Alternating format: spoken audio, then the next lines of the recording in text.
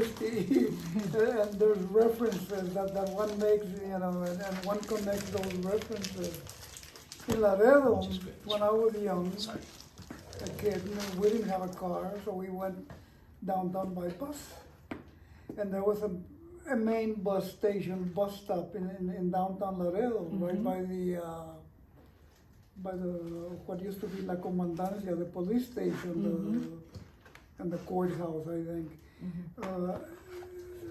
But just around the corner there was a bar,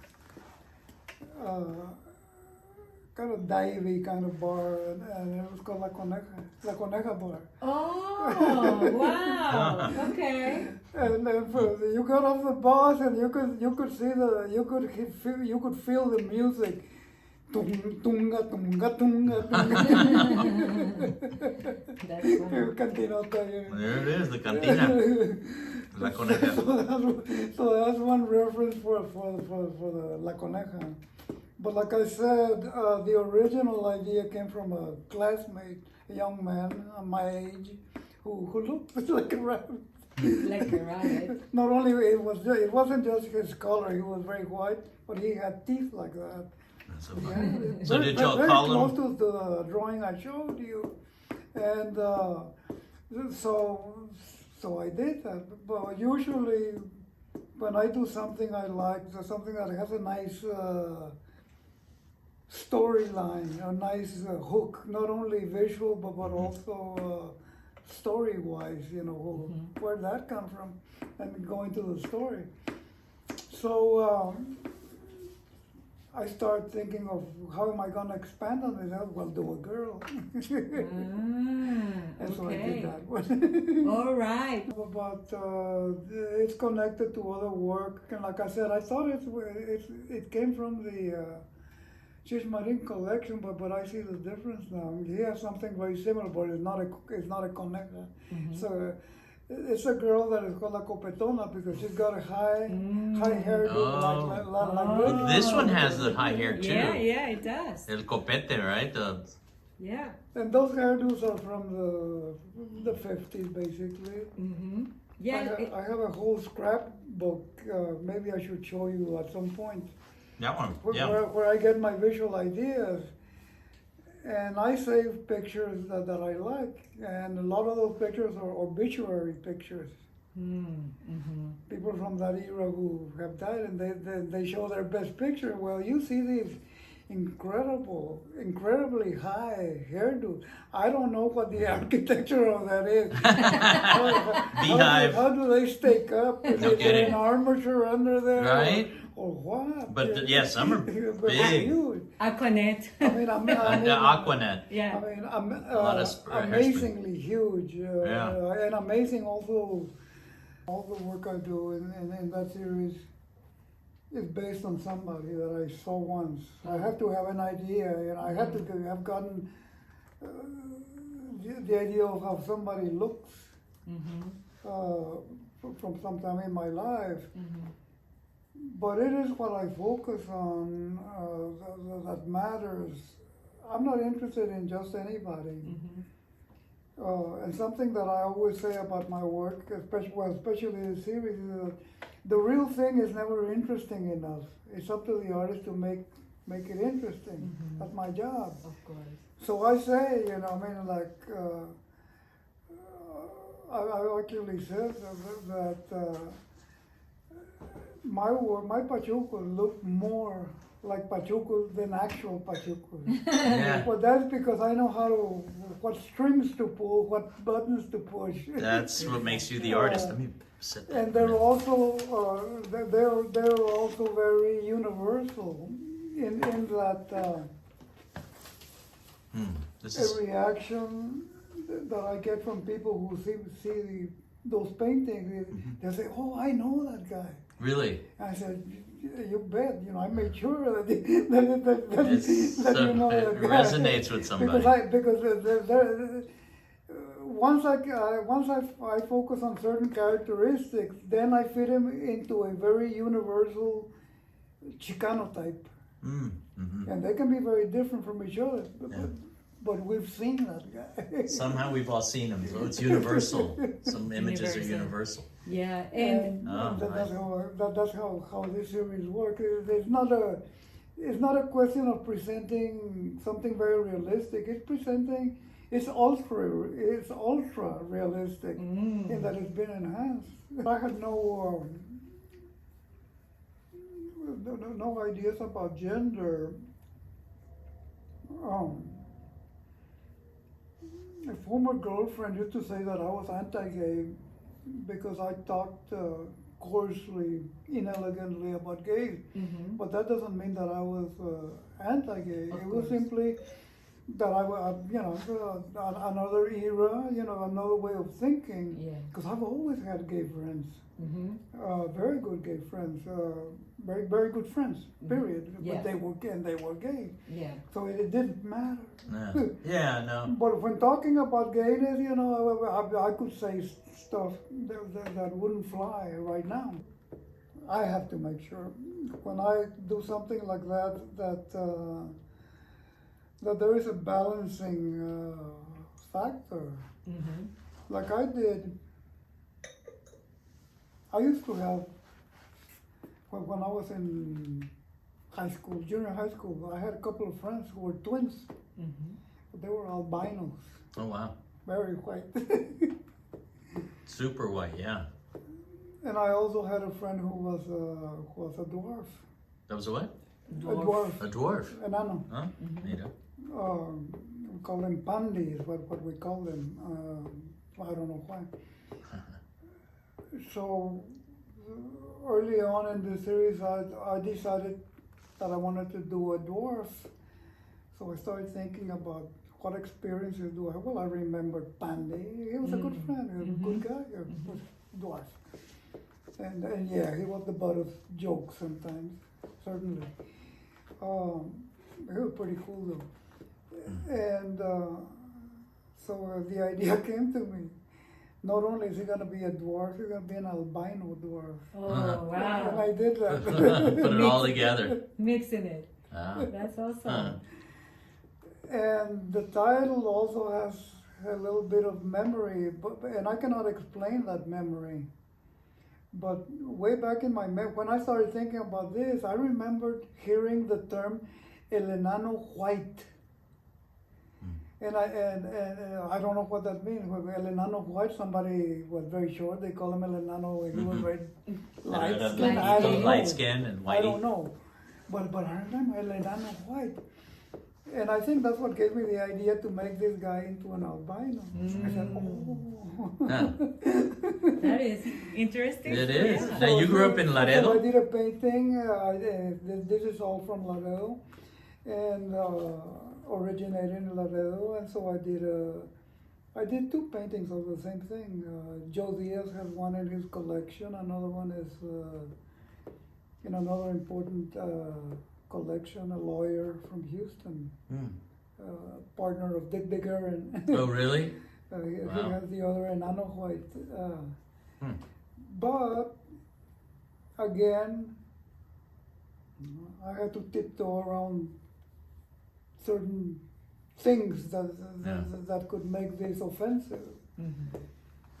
So I just made him into there's nothing funny about it. He's a Right. very dignified person.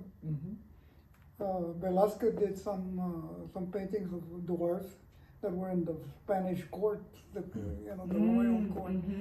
That they were servants, I guess. But he did some very dignified portraits of them. I know there was a woman, but there was also a man, and so I had to. So a lot of things kick in. Art history, Yeah, El of course. barrio, Yeah. the cruelties in it. Oh, so many other all of those subtexts. things, and Right. then the artist has to process those things.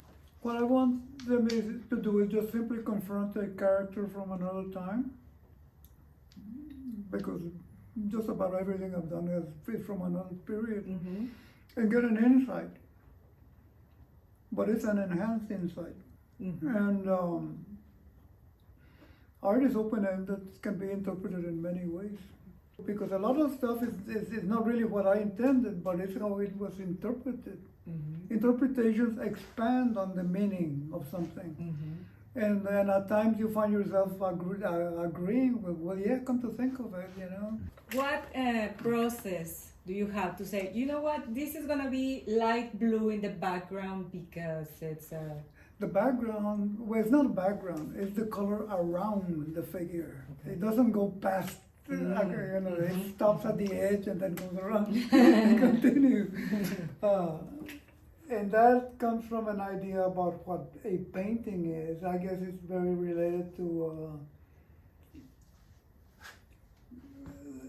the contemporary painting of the probably 50s, 60s.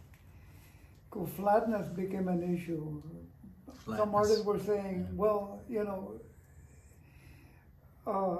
doing illusions of depth is an illusion. It's not really what the canvas is flat, so I started painting flat, you know. So I wanted to pay my respects to that because that is the kind of art that I was drawn to at that time. Like the Sarape, you know, the original, it was abstract painting. And so, anyway, going back to your question, the surrounding color, it's fair enough to color the background. When I correct that, it is simply because I'm going somewhere else with it. But yeah, it is a background. Well, it's good that you say it, so I can put it in the But notes. if you look closely at a finished painting, this is not finished, so you will see. You know, you'll see how I painted very carefully to the edge, and then started following the edge. But I also noticed that many times you put some other piece either on top or some other way of playing with the flatness of the background or the paint around. You know, the band of color became kind of like almost like well, and it's something very familiar, something that I did a lot, not in everything, but a lot. Yeah. And right now it's become the format in which I present. And when I'm asked about it, I say it's an abstract horizon line. But it's also related to the work of Mark Rothko. Mark Rothko, yeah. He did some work. Beautiful. And it's kind of interesting because I always say that Mark Rothko was a big influence at it, and he was. But then I started asking myself, okay, but which painting of Rothko do you like? And it's not a typical painting. It's a painting that consists, it's kind of like I think it's on paper, but it was mounted on canvas, but the paper is almost square. And it has a line right through the middle. And this part is this, and this part is another color, and it's almost like a landscape. Because the coloring is very, it's just two colors, but very nuanced.